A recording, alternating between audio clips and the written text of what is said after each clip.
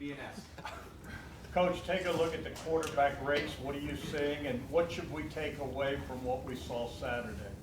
I don't know what you see Saturday. I think that they're competing at a high level, which I appreciate. I think earlier in the spring I identified that, their preparation outside of the allotted time on their own to prepare for practices is very apparent. That's continued. I think that they are very hard on themselves, which they need to be. We are as well. The expectations here is the highest in college football, and they know that. I think that we're chasing consistency across the board, not just quarterbacks, just every position, frankly. And, that position more than ever. I mean, that's the only guy that's going to touch the ball every play, him in the center. So, what he does and how he protects that ball and facilitates for his O-line and his skilled positions is really important. The guys are doing a good job. Really proud of where they're at. Probably, Coach will handle most of those conversations and Coach Fessler. But, I can't say it's ever good enough. That's college football. That's Ohio State. But they're on a good trajectory, and I appreciate the way they've gone about each day.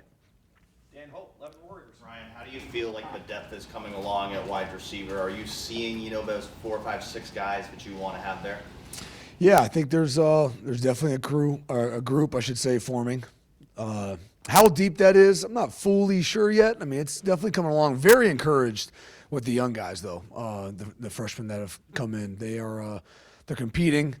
They are making mistakes, but quicking the mistakes quickly and not making repeated mistakes. They're making some plays. There's probably some consistency level at which you wish it was a little better, but they're doing a good job taking meetings to the field. So lots of encouraging sign early on, and I anticipate that to continue through summer. Jake Trotter, ESPN. Yeah, Brian, off the season that Jeremiah just had, how have you challenged him this spring, this offseason, and where can he still develop and grow given how young he still is? Yeah, he's really young. I think that, he doesn't operate like that. He operates, beyond his years. But the techniques and the fundamentals, he's chasing like a lot of the guys. I mean, you get to a certain point where you're doing a really good job. You're chasing that 1%. You're chasing that finite growth. It's not always seen on film. The individual may feel it, whether it be your base or your technique and the consistency at which you do those things. That's what he's chasing. I think he's chasing football IQ, learning more about the game, defensive structure, anticipation, more than reactionary. But there's always ways to grow. I mean, if you try to mark the goals of these young men and where they currently are, they're obviously not where they want to be. So whatever that gap that needs to get filled, that's what he's chasing. So I'm sure he has some of the highest goals, and he's not that right now. So he is chasing that gap, minimizing that gap, and he's doing a good job being hard on himself. Over to the right, Andrew Gillis, Cleveland.com. Brian, you've been on staff with him now for a couple of weeks. What have your impressions been of Tyler Bowen as a recruiter and how he's handled himself on that recruiting trail? Yeah, I mean, I just think he's a great dude, man. Like, I enjoy talking with him. I like being around him. Very smart from a football standpoint. I love the way he views things. I love mechanically how he tries to, help these guys execute plays based on body mechanics and leverages and strike points. I just like, his view on things. So I enjoy that. But as you're talking football and I enjoy talking to him and being around him as a person too. So his ability to connect with guys doesn't shock me. I mean, I connect with him. So, but I've been very impressed with the amount of young men that have visited and been on campus. And I just think he's putting a lot of time into it, a lot of effort, and it's definitely showing. So he's doing one heck of a job, and we're just trying to help him out as we can. Joey Kaufman, Columbus Dispatch. Ryan was mentioning the idea of increasing Jeremiah's route tree, something you guys have been working on. Where was it last year, and where can it, I guess, grow, or can you just kind of expand on that a little bit? Yeah, I mean, just asking JJ to do everything. You don't ever want to put him in a box. You don't want to put Carnell in a box. You don't want to put anybody in a box. So to make sure he's fully equipped with every tool necessary to do anything that's required of a receiver at the college level or the NFL level. We take a lot of pride in developing that route tree technique, but it's really, the play with the mind of, routes based on coverage and all those things. So, but yeah, just trying to find ways to challenge them, and that's been one of the ways we've done that. Austin Ward, Rivals. Ryan, when you guys were talking as an offensive staff about the possibility of having the quarterbacks go live, were you surprised that it came up? Were you surprised that you guys wound up doing it?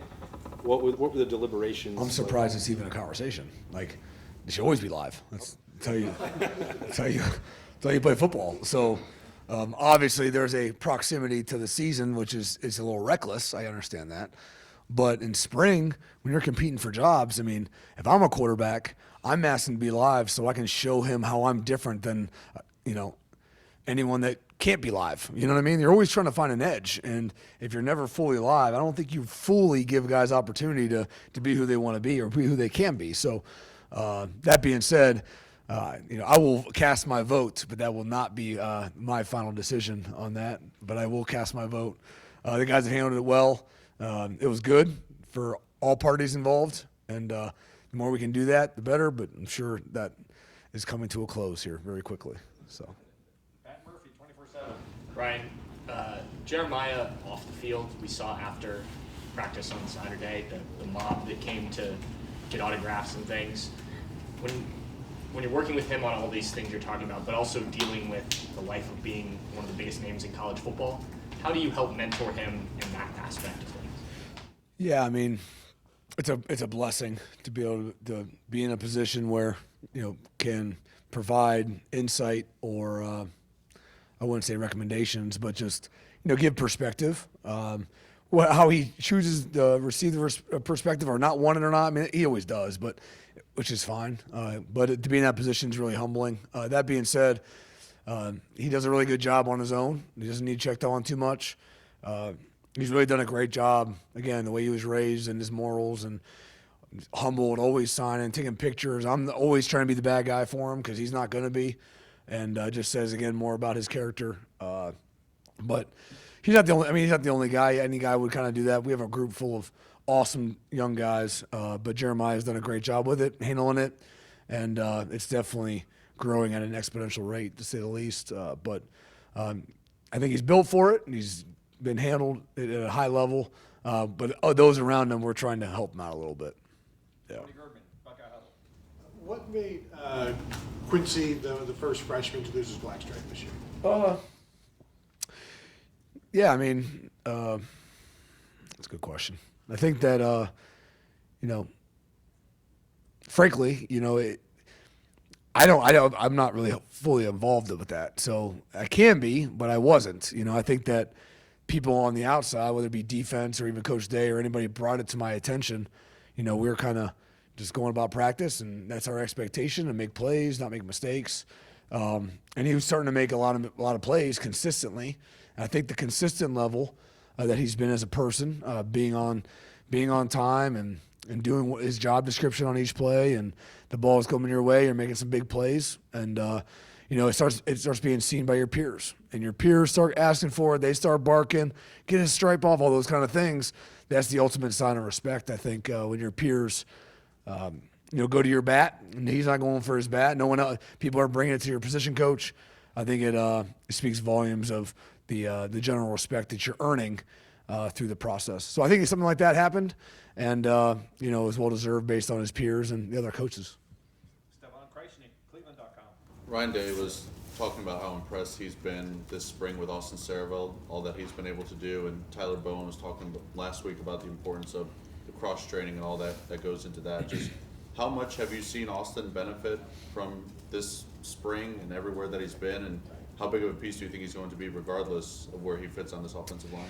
Yeah, I think Austin's been awesome. He literally, I don't know what I'm say. He's played every position. We just move him around, and he handles it. And, he's one of those guys, I feel like you watch film over and over again, day after day, and his name never really gets brought up, in a good way. Like, the O-line, your name gets brought up when usually not going as well, they're literally at the point of attack on every single play. So there's nowhere to hide. And so, but Austin, when his name gets brought up, it's like, man, that was a good job, right? Good job, pass off that combo, whatever. It's always positive, and been really impressed with him. It started in the winter, did a great job through the winter. Again, continuing to build the respect for his peers, and then he's done a good job, really good job, just being very consistent through spring. Far left, Jeff Gilbert, Press Pros. Brian, since you've been working more with the whole offense, when it comes to quarterback play, what has grown in your, I don't know, appreciation of that position and what those guys have to do and go through? What do you think more about those guys versus maybe what you thought before as just a wide receiver guy? Yeah, I mean, there's no just a wide receiver guy. If you are just a wide receiver guy, That way, but you won't be a very long.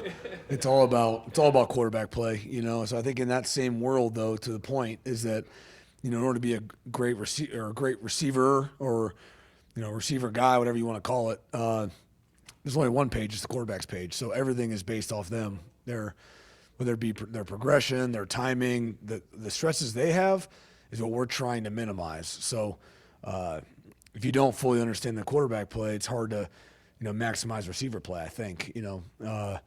That being said, I'm still always learning. I think that I can't say anything's jumped out massively right now, but I would say that, I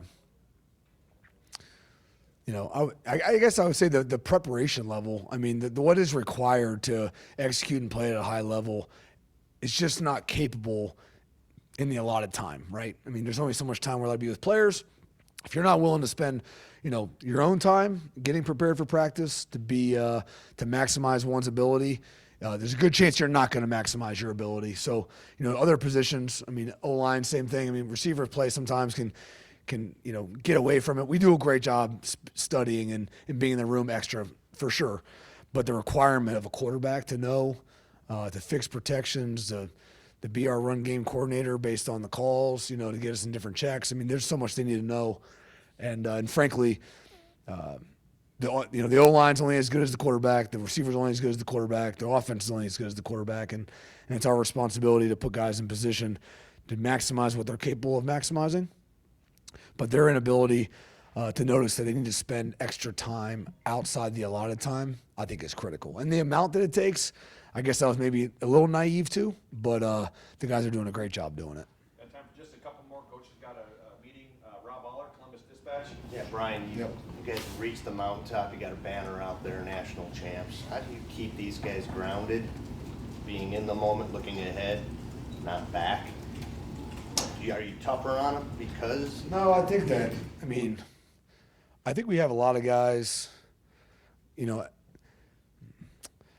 I think it's understanding that we were trying to build the map to get to where you wanted to get to, but now that we have the map, doesn't mean we've traveled the path. So, we know what it looks like. The guys that are here know what it's supposed to look like. The guys before us set an unbelievable example of how to get to where you want to get to.